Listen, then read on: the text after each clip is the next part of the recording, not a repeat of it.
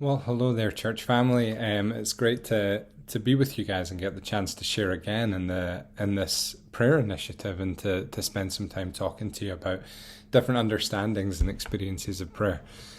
Today, I guess one of the thoughts that's been striking me partly as we've been going along with the Ruthless Elimination of Hurry Bible study, which is still there on Right Now Media if any of you who weren't able to take part would like to do it, is this thought of taking space, of slowing down to hear.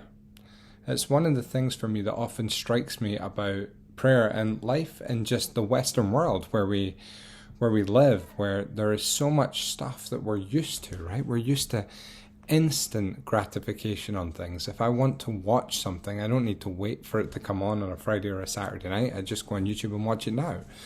If I want to order something, I don't need to wait. I remember ordering CDs when I was younger that were like US imports in the UK and ordering them and having to wait for like almost 3 months at times for one album. And then you find yourself now going, I just order it on Amazon Prime and it's here tomorrow. See, we've switched pace of life to a place where suddenly we expect everything yesterday. And then when we're engaging in prayer, and we realize that so often God's role in our life is not to give us everything that we want right now, but much more to work on our character. It leads us to this interesting place of having to learn patience, having to learn that actually if the answer is no, or if the answer is not yet, or even waiting in the silence and the discomfort of that we might have to stay there for a while. And see this realization that in that place, that so often the Spirit meets us and that's where we're changed. Because God's concern is not with answering every one of our prayers with yes and amen, but is much more concerned with changing us to become more like Jesus. And sometimes that is done in places of difficulty and not places of ease. See, I would look at my life and say that the times where God has chipped off parts of my character that needed dealt with, when the sandpaper's out on areas of hurt, I think in those places, I rarely feel excited about going through the process, and rarely it's easy. But in the same way that gold is refined in the fire, so is our faith. And so often it's going through these trials that we experience God and that we grow. And that's his biggest concern for us anyway. See, for me, prayer is about that place of relationship, even when we don't know what to say at times. And isn't that interesting?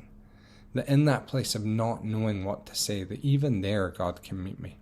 There's this passage in Romans 8:26-28, very famous passage, but I love the way that the Message shares this, and I just want to share it with you now and then talk about it a little bit. So it says this: meanwhile, the moment we get tired in the waiting, God's Spirit is right alongside helping us along. If we don't know how or what to pray, it doesn't matter. He does our praying in and for us, making prayer out of our wordless sighs and our aching groans. He knows us far better than we know ourselves, knows our pregnant condition and keeps us present before God. That's why we can be so sure that every detail in our lives of love for God is worked into something good. See, what a promise, that in those places of discomfort, I often think that when I read this passage, when all I'm doing is making requests to God, or being thankful, or even finding myself in a place of confession, I know what to say most of the time. The times where actually my prayers would change to an aching groan are the times where life has been so tough, or so full, or so difficult, or there are situations in my life that I just look at and think I don't even know what to say. But see, in those places, as I choose to come before God and just sit in that space, the Spirit intercedes on my behalf and makes sense out of even those aching groans and turns them into prayer. See, I wonder if you have somebody in your life that you just love. For me, I would look at my wife Fee, and I just love her so much. And one of the fascinating things for me is that if I'm having a difficult day, or if life has been tough, sometimes my favourite place to be is right next to her. I don't want to talk necessarily. Sometimes I don't want to work things through. I would be introverted by nature. But what's funny is at the same time in that place, being beside somebody who I trust and who I love and who I receive comfort from, they don't necessarily have to talk to even provide it. And for me, sometimes when life is difficult and when things are hard in prayer, going before God, even if it's in silence because I don't know what to say, and just sitting in that silence before God, with God, acknowledging who He is in my heart and trusting that the Spirit makes sense of what's going on internally can be the most changing prayers for me and some of the times of most significance. And isn't it funny that when I don't know what to say, it's often when in a sense I say the most. The other thing that struck me about this when I was thinking about prayer this week is the Hebrew word Shema.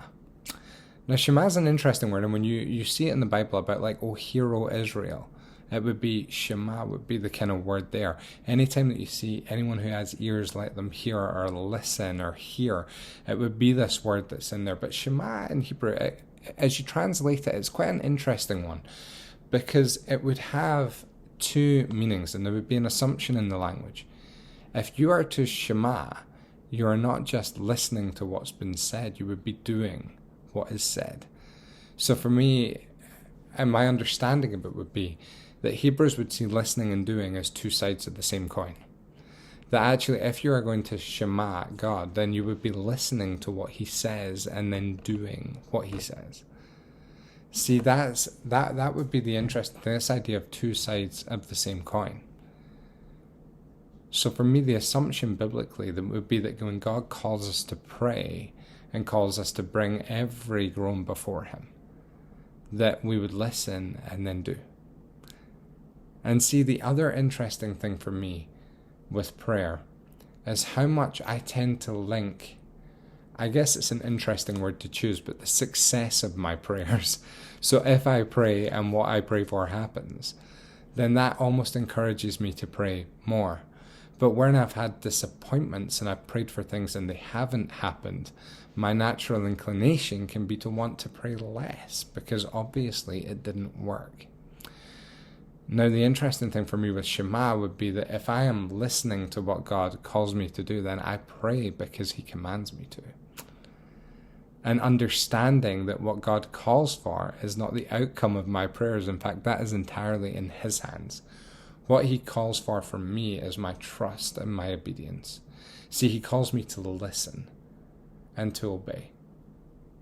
And as I listen to the call that He has on my life, as I choose to obey in prayer, then what happens is in that place, once again, it is very often me that is transformed, to learn to love better, to learn to show grace better, and to learn to be able to hear God better in different circumstances.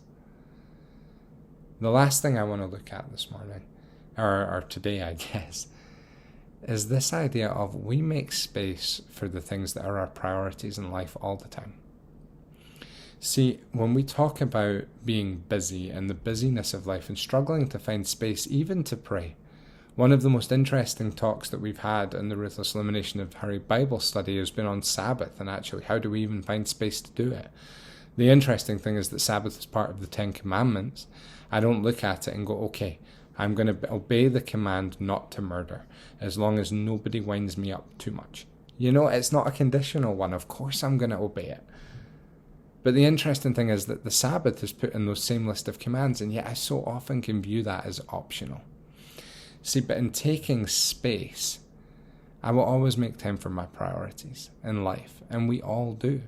If you have a hobby, a thing that you love to do, a thing that you love to watch, a TV show, music, whatever, if you have things that would be in your life that for you are absolute priorities, you will make time for them every week, no matter how busy that week is. And for me, prayer has to be a priority for us as Christians, to make time, to be before God and to listen. See, a lot of the time in prayer, I don't need to necessarily hear God's voice. In prayer, sometimes I don't want to talk, and just like what I said with fear earlier, I don't necessarily need God to talk either. But sitting in the silence before Him, in his presence, whether I'm out walking or running when I do so, whether I'm involved in activities, but consciously engaging in prayer.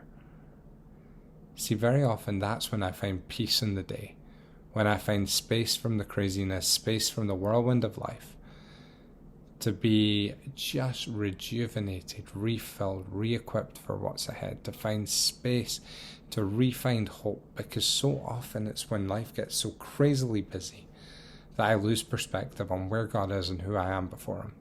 And taking that space in prayer is often when I re-find it again.